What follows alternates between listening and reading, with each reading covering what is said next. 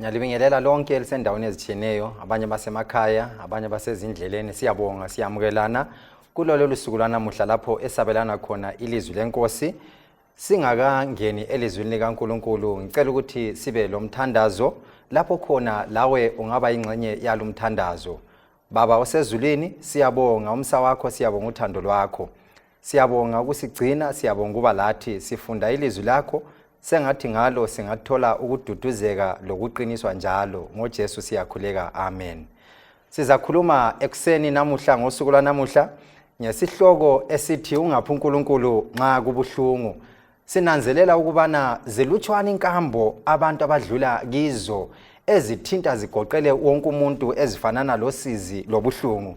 Njalo kuyenzakala kumbe kuba kalutshwane kakhulu kangaka ukubana abantu baphile badlule phakathi kobuhlungu kwempilo bengazange bezwe ubuhlungu, bezwe usizi, bangene ezingozini kumbe bagule imikhuhlane eminengi etshiyeneyo. Kuyenzakala futhi ukubana kube nzima ukubana abantu balahlekelwe izihlobo zabo, abantu balahlekelwe ngabangani babo. Ngokuphila nje sidlula ngaphansi kokuhlupheka, njalo ngokuphila nje siyabangela ukuhlupheka kusukela kuAdamu uze uyefika ngitsho emntwaneni ongabe sanda kuzalwa khathesi. Kusukela kuJobe usiyafika kuJesu, kusukela ngitsho kubutho elingazange liphiwe isicoco, liphuma empini engazange ikhunjulwe esiyakhohlwayo. Phose iyezi lobuhlungu liyagubuzela impilo zabantu bonke indawo zonke.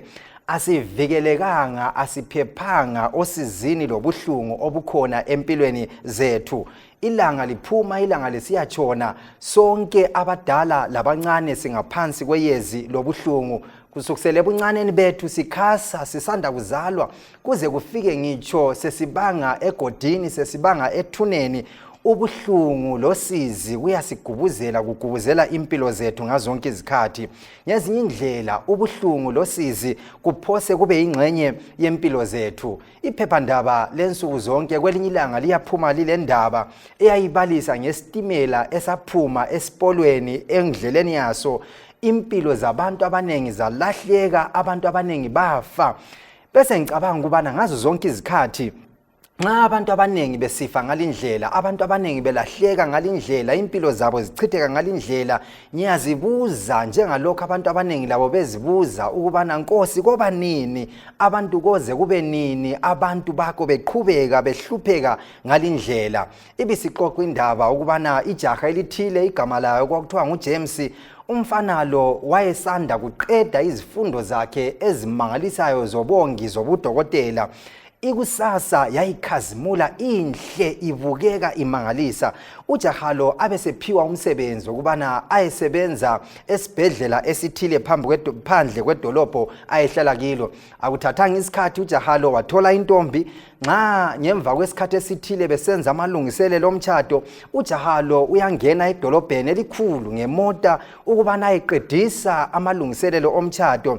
Unfortunately kwaba lengozi eyenzakalayo, amavili emota ayehamba ngayo adubuka. Ujaha lo waba ngomunye wabafayo kulingozi yemota. Kambe kulobuhlungu losizi obungaba ngaka yini bantu? Indodana yomfelokazi owayele kusasa enhle ekhanyayo ebukekayo elungiselela ukutshada, impilo ihliphele, impilo yachabalala ngomzuzwanyana nje. Umbuzo bakhona, imibuzo esibalayo kubana indaba sidlula phakathi kosizi, indaba sidlula phakathi kobuhlungu.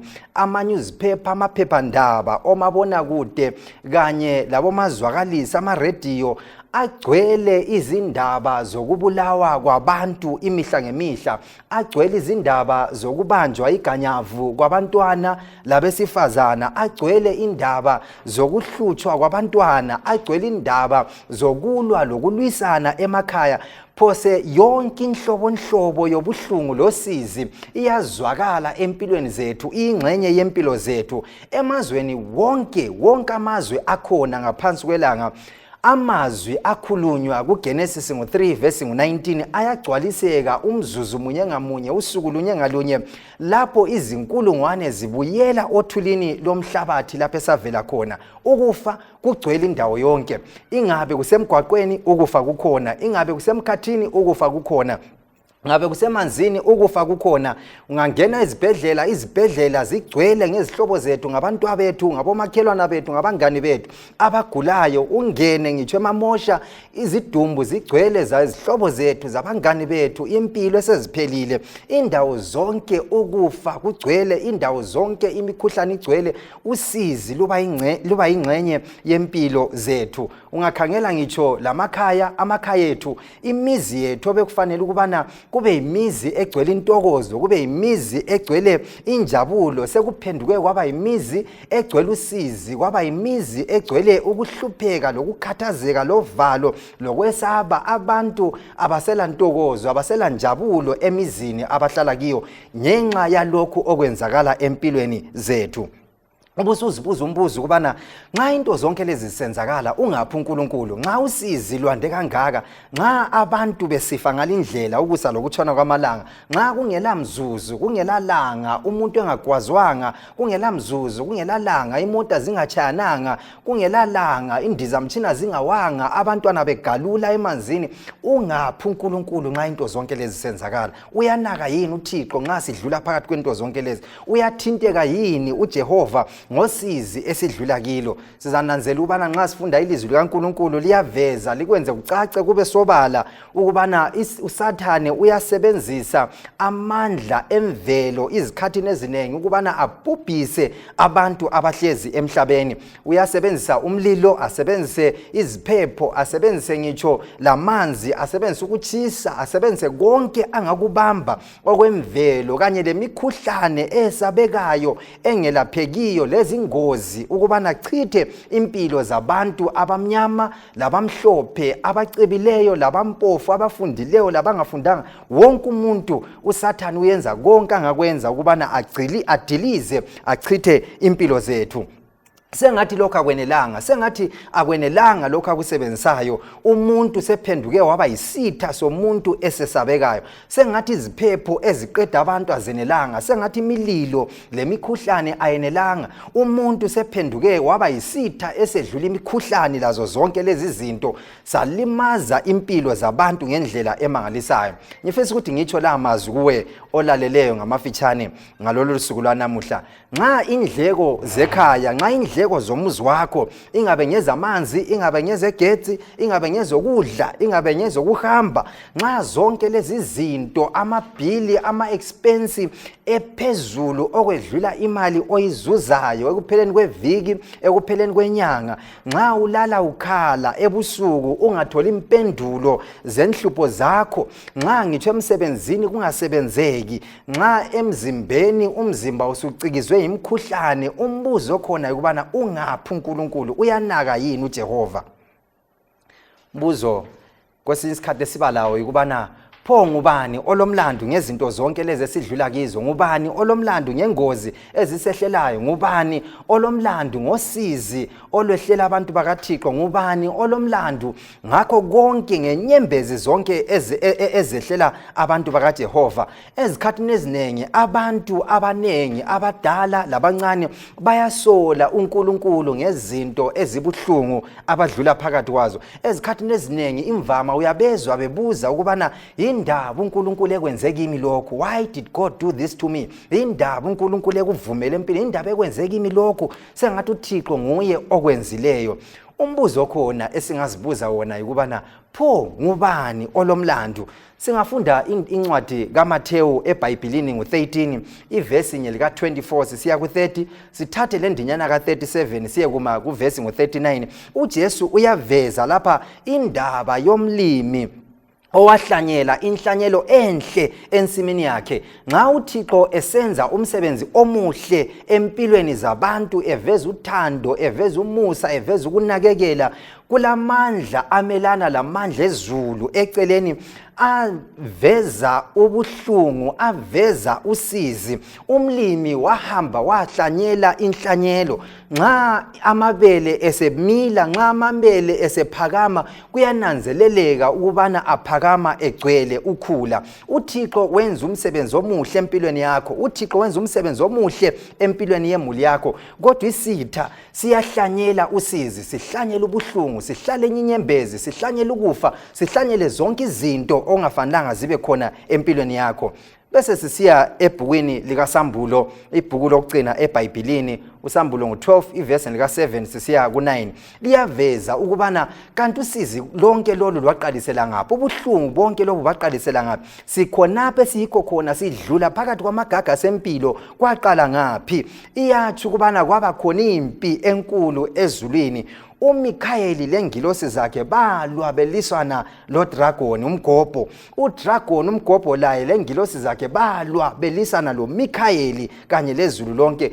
Kodwa ngenxa yokubana Dragoni lo wayesidalwa laye kazange abe lamandla phezu kwaMikhayeli lengilosi zakhe, wanqotshwa, indawo yakhe ayisafunyaniswanga ezulwini, waphoselwa phansi emhlabeni. Inyoka endala, udevil, inyoka endala, uSathane, yena kanye oduhisa umhlaba wonke, waphoselwa phansi emhlabeni. Ngifisa ukuthi ngithinte enye futhi ngamafitshane ivesi uEzekiel ngo-28 ivesi lika-12 lo-13 lo-14 uthi, indodana yomuntu, akuthatha isililo ngenkosi yaseThire, utsho kiyo inkosi yaseThire ukubana nanka amazwi avela kuThixo ukubana ubuphelele ngendlela ekade udale ngayo, ugcwele ukuhlakanipha, ugcwele inkalipho, uphelele ngendlela emangalisayo, ubuse Edeni ensimini kaNkulunkulu. Amatshe wonke amahle angatholakala, igolide, isadisi, itopaz, wonke amatshe amahle abe ingxenye yobuhle bakho. Abe sesitsho ukubana kuvesi ngo-14 lumuntu luLucifer lo ube likerubi, ingilosi esibekelayo. Ngezinye indlela ube seceleni kukaThixo, ubesima eceleni kukaNkulunkulu ngazo zonke izikhathi. Emfisa ukuthi sikuzwisise ngalolu suku lanamuhla ukubana uLucifer wayingilosi enhle emangalisayo, wayedalwe waphelela ngendlela esingeza ke sizwisise ngengqondo zethu abantu. Wayingilosi eyayisima eceleni kukaNkulunkulu esibekelayo, wayelesikhundla esiphakemeyo esiphezulu ezulwini. Kodwa usizo olukhulu yikubana uLucifer kazange asuthiswe yikuba seceleni kukaNkulunkulu. Wafisa, wahawukela ukuthi abe nguThixo. Kazange afisa ukuthi ame eceleni kukaNkulunkulu umzuzu ngomzuzu. Kodwa izikhundla asihawukelayo, indawo ayifisayo, indawo kaNkulunkulu. Wafisa ukuthi ahlale lapho uThixo ahlezi khona, uNkulunkulu asukume lapho ahlezi khona, yena uLucifer athatha indawo kaNkulunkulu. Enhlizweni yakhe kwamila ubumina, wahawukela lokho kwakungafanelanga ukubana akuhawukele, wahawukela indawo kaThixo, wafisa ukuthi abe nguNkulunkulu. Ngezinye indlela waqalisa umsebenzi ongajayelekanga, umsebenzi omubi. Wangena phakathi kwezulu, wanyenyeza phakathi kwezulu ezingilosini ukubana lingavele lina, lilalele mina, livume mina, lime ohlangothini lwami. Ngizamisa uhulumende omuhle omangalisayo, lizakholisa, lizaba le-freedom, libe lenkululeko elingayitholi kuNkulunkulu. Kwesinye isikhathi ungazibuza ukuthi pho nxa uLucifer wenza zonke lezi zinto, indaba uJehova engazange ahlambulale, ahlamdilize ngoba lokho ayekwenza kwakukubi. UThixo yebo kwakungavuma ukubana ahlamchithe, ambulala uLucifer kanye lengilosi lezi ezase zihlanganyele kulumvukela. Kodwa nga uJehova wamchitha, wambulala, wamdiliza uLucifer, bonke abantu babezakhonza uThixo ngovalo, besizatatazela, gijime, siqhaqhazele. Ngitsho ngosuku lanamuhla sisesaba ukuthi nxa singasakhonzanga, singasamkhulekanga uThixo lo sizakufa. Kodwa uThixo, bantu abathandekayo, uThixo zihlobo zami, uNkulunkulu nguNkulunkulu wothando. uThixo njengoNkulunkulu wothando, uThixo uyathokoza ebudlelwaneni obulothando kanye obuvela kuzidalwa zakhe. uThixo uyathokoza nxa izidalwa zakhe zimkhonza ngenhliziyo ezikhululekileyo, kazifuqe uNkulunkulu, kazifosele ebantwini. Kodwa uThixo uyaveza uthando lwakhe, abeselindele ukuthi lawe lapho hlezi khona umthande uNkulunkulu, bese usabela othandweni olukhulu olumangalisayo aluvezileyo. uNkulunkulu uyapha umuntu munye ngamunye amandla okukhetha lamandla okungakhethi. UThixo wavumela isitha, wavumela uSathane ukubana aveze ku-universe yonke, aveze emhlabeni yonke ukubana nxa engaphiwa indawo, nxa engavunyelwa ukuthi abuse, uhulumende wakhe uLucifer uzaba nguhulumende onjani. Nanku sidlula phakathi kokugula, sidlula phakathi kokufelwa, sidlula phakathi kwendlala, sidlula phakathi kwezingozi, sidlula phakathi kwemikhuhlane, sidlula phakathi kwakho konke ongakucabanga okuletha usizi lobuhlungu ngenxa kahulumende kaLucifer. Uhulumende yena kanye uLucifer owathi ufuna ukutshengisa umhlaba wonke ukubana yena nxa engaphiwa ithuba lokubusa kuyini angakwenza. Impilo ekhona bantu abathandekayo isukele ezulwini ayiphelanga, itshintshile yaguqula izindawo yasuka ezulwini yeze emhlabeni, njalo izaqhubekela phambili ngamandla, ivutha ngamandla isiya ekucineni kwesikhathi. Kakho ngitsho umuntu oyedwa obukeleyo, kakho umuntu oyedwa ohlezi ngale ebukela izinto zisenzakala. Sonke siphakathi kwalimpi ebuhlungu, siphakathi kwalimpi eletha usizi, eletha ubuhlungu empilweni zethu. Umbuzo obuzwa ngabantu bonke phose, ubaba uthile uyaloba, elobela umfundisi wakhe athi mina lo mkami sasilo malokazana labazukulu esasibathanda ngendlela emangalisayo, bobathathu bachabalala phakathi kwesiphepho. Eloba ubaba lo inhliziyo yakhe idabukile, inhliziyo yakhe iqhaqhekile, umoya wakhe ubuhlungu ugcwele usizi.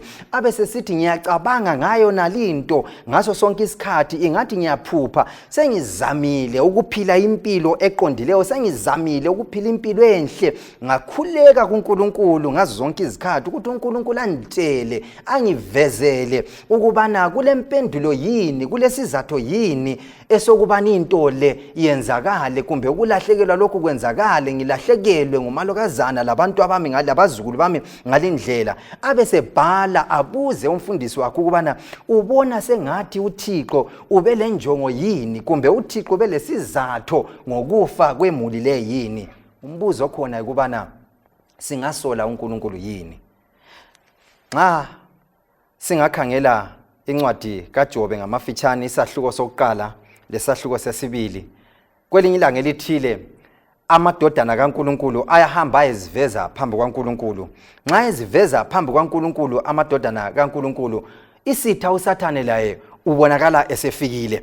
Nxa esefikile uSathane phambi kwaNkulunkulu lamadodana kaNkulunkulu, uThixo abesembuza kathi waba lapha uvela ngaphi. iBhayibheli liyaveza ukuthi uLucifer, nguJobe isahluko ngesokuqala, uyaveza ivesi ngo-6 sisiya ku-11 uthi ngivela ekuzulazuleni lekuhambahambeni emhlabeni. Ngezindlela ayekutsho kwakuyikubana akakho ngamele umhlaba, yimi engimele umhlaba, akula representative yomhlaba ngaphandle kwami. uThixo abesesithi Jobe, kambe ubonile, abesesithi Sathane, kumbe abesesithi Sathane, ubonile yini inceku yami engithandayo, inceku yami esaba uThixo, inceku yami ezonda okubi, igama layo kuthiwa nguJobe, ekhona phansi emhlabeni.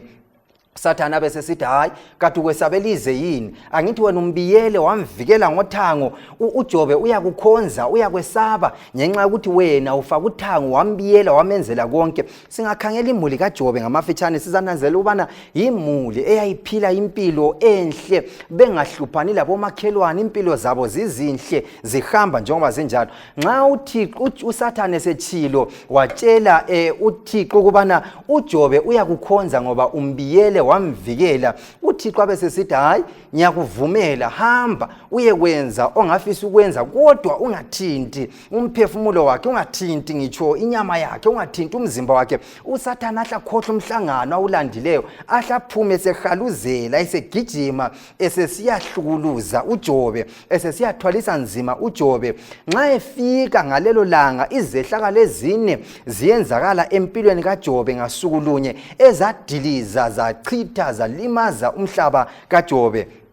Nxa uJobe sahlezi siyezi isebenzi sokuqala sithi inkomo sezitshontshiwe izisebenzi zabulawa sisakhuluma kuyeze esinye sibika umbiko onzima kulandele esinye sibika umbiko onzima ngezindlela umhlaba kaJobe lakho konke ayelakho kwadilika ngasikhathi sinye ngasukulunye. uJobe nxa esizwa ubuhlungu obunje nxa esizwa indaba ezinje wenzani uJobe nxa etshelwa ngendaba ezibuhlungu ezinzima kanje?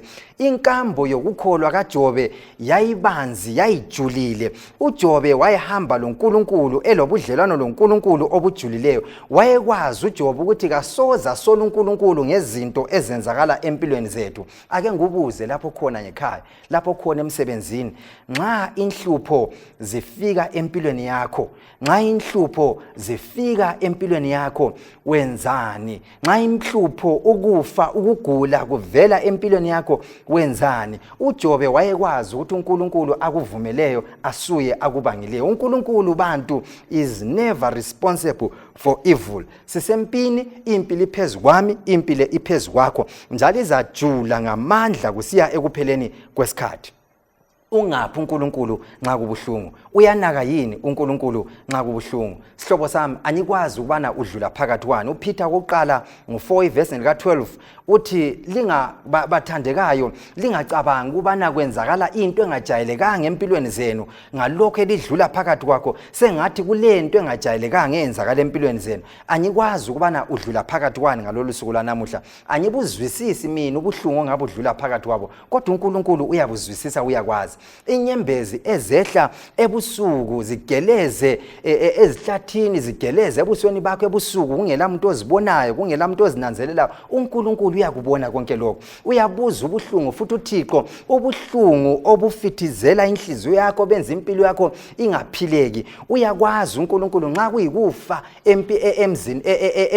emzini wangini. Uyakwazi uThixo singaphansi kweCovid abaningi balahlekelwe izihlobo, abanye balahlekelwe ngomkabo, abanye balahlekelwa ngabantwana. uThixo ukubonile, uyakwazi konke lokho. Nxa kuyimuli esichithekele, nxa kuyimuli engasahlangananga, uThixo ulamandla okuyihlanganisa leyo muli. Nxa ulahliwe izihlobo zakho, walahlwa ngabathandekayo bakho, kukhona umngane, sikhona isihlobo esisondele eduze kakhulu okwedlula umfowenu. Nxa ugula ungekhaya kumbe ugula usesibhedlela, umzimba wakho usulinyazwe yicancer, umzimba wakho walinyazwa yiBP, umzimba wakho wahlutshwa arthritis, umzimba wakho walinyazwa yiyo yonke imikhuhlane ongayicabanga, uThixo uyabazi ubuhlungu odlula phakathi kwakho. uThixo uyananzelela, uyabubona usizo odlula kibo. Uyakwazi uThixo ukuthi udlula phakathi kwani. Yebo, uyanaka. uNkulunkulu uyakwazi njalo lokho ekuthanda ngendlela kade kuthanda ngayo ungaguli. uThixo is touched by your pain. Nxa kuyikubana uphathekanga kuhle ngitsho emsebenzini, esigabeni, esikolo, loba luhlupho bani, loba lusizi bani oludlula empilweni yakho, uThixo uyakunanzelela, uyakubona konke lokho. Isaiah 41 verse lika 10 abesesipha amazwi asiqinisayo, amazwi asiduduzayo. uthi ungesabi ngoba ngilawe. Nansi impendulo yombuzo wethu, nansi impendulo yesihloko sethu, ungaphi uNkulunkulu nxa kubuhlungu? Ku-Isaiah siyathola impendulo, uThixo uthi ungesabi ngoba ngilawe. Impendulo esiyithola eBhayibhelini, uThixo uthi ngilawe. Lanxa ungaboni ngobuso, lanxa kwesinye isikhathi ubunzima buyabe sebungathi bufiphaza ubukhona bakho, uThixo uJehova uthi ngilawe. uthi ungakhathazeki ngoba nginguNkulunkulu wakho, ngizakuqinisa, ngizakusingatha ngesandla sami sokulunga. uthi ngizaba lawe, ngizakusingatha. uThixo ulathi phakathi kwenhlupho lezinhlungu zonke esidlula phakathi kwazo. Ingabe zinyembezi bani ezehle kuseni, ezehle emini, ezehle ebusuku, woba lethemba, woba lesiqiniselo sokuba uJehova ukhona. Akulamzuzu, akulalanga lapho odlula phakathi kwezinsizi uThixo engekho. Akulamzuzu, akulalanga lapho odlula phakathi kokufelwa uThixo emeceleni khatshana engalandaba lawo. Akulalanga lapho ongena ku-theater usiya ku-operation uJehova engelandaba lawo. Akulalanga lapho esidlula phakathi kosizi uThixo engalandaba lathi. Kwelinye ilanga elithile isitimela lesi sasihamba phakathi kobusuku, kwaba lesiphepho esikhulu esesabekayo, kwakumnyama phandle, umoya utshaya indawo yonke, abantu basukuma sebethwele nzima, sebekhala bengakwazi ukubana benzeni abantu. Nanga umntwana wayelele esitimeleni, elele obukabhuka, engelavalo, engelakwethuka, engelakwesaba. Abanye babemile eceleni bamnyikinya umntwana ukubana hey vuka wena, awuboni ukuthi kwenzakalani? Umntwana wavuka ezelula engelavalo, engelakwesaba. Bathi kata wesabi ngani lokho kwenzakalayo? Umntwana uthi angilavalo, angesabi. Ubaba nguye otshayela isitimela lesi, ngiyakwazi ukuthi lanxa kulesiphepho isitimela siyafika ekhaya. Ubaba osezulwini is still in control, nguye obamba impilo yakho. Lanxa kungaze kube nzima kunganani, lanxa imkhuhlane ungaze ucikiza impilo yakho, lanxa ukufa kungaqeda izihlobo, lanxa indlala ingande egumeni lakini idlalele egumeni lakini, lanxa ubuyanga lobumpofu bungaba ingxenye yempilo zenu, lanxa ungaliwa izihlobo, waliwa bangabangani, uthwale nzima, woba kwazi ukuthi impilo yakho isesandleni sikaThixo. uNkulunkulu uyayithungamela, uNkulunkulu uza kuba lawe kuze kube sekupheleni kwesikhathi. Uyakuthanda uThixo. Indaba emfisa ukuthi ngikutshele ngayo kuseni ikubana nxa kufika amathuba lapho uzibuza khona ukuthi uNkulunkulu ungaphi, esikuthola elizwini likaNkulunkulu ekuseni ukuthi uNkulunkulu khona. Uyanaka, uyakunakekela. Njalo ngazo zonke izikhathi ungaze udlule phakathi kwamagaga sanjani, uThixo khona, uyakunakekela. Inhlupho zakho azilamandla, uThixo angeza ke awalungise. Inhlupho zakho aziphakamanga kakhulu ukuthi uThixo kenelisi ukuthi azilungise. Ngiyakucela ngosuku lwanamuhla, ngiyakunxusa ngosuku lwanamuhla ukuthi lapho khona akumthembe lanxa kungathi ukuthi umthembe, akumthembe lanxa kungenza ingqondo ukumthemba. Kwesinye isikhathi kungenzakala ukuthi izinto zikhanya sengathi kumnyama, kulamathunzi, kulamayezi enhlupho, kuqansile, kulomqanso empilweni yakho, imithwalo inzima, kungathi awuselathemba, usulahlekelwe lithemba. Kodwa ngifisa ukuthi ngikuphi ithemba namhle kuseni ukuthi uNkulunkulu uyanaka, uNkulunkulu uyakuthanda, njalo uThixo usebenza ngendlela esingeza ke sizizwisise njalo siziqedisise. uNkulunkulu olomusa, uNkulunkulu olothando uza kuvulela indlela lapho kungela ndlela khona. Kungenzakala ukuthi ucabanga ukuthi uThixo sekhohliwe ngawe, ucabanga ukuthi uNkulunkulu kathintwa yibuhlungu odlula kibo, ucabanga ukuthi uNkulunkulu does not see your situation, ucabanga ukuthi uNkulunkulu ingxenye usenakekela abanye, wena akasela ndaba lawe. Kodwa mfisa ukuthi ngikukhumbuze, ngikutshele namuhla ukubana uNkulunkulu uyakunakekela, uNkulunkulu uyakuthanda. Lanxa usembhedeni ulele usiza ubuhlungu, uThixo uyakuthanda. Lanxa umbatha ingubo kathesi ugubuzele ufelwe, uNkulunkulu uyakuthanda. Lanxa emsebenzini sebekuxothile, uNkulunkulu uyakuthanda. Lanxa kungela kudla endlini, uNkulunkulu uyanaka, uyakuthanda futhi njalo. Lanxa impilo yakho ingakhanya ngathi ayila focus, ayila direction, ayila meaning, ayikhanyi ukuthi iyangaphi, uNkulunkulu uyakuthanda. uThixo uJesu uyasazi isizungu, uyayazi indlala, uyakwazi ukwaliwa, uyakwazi ukuxothwa ngabathandekayo bakhe, uyayazi indlala.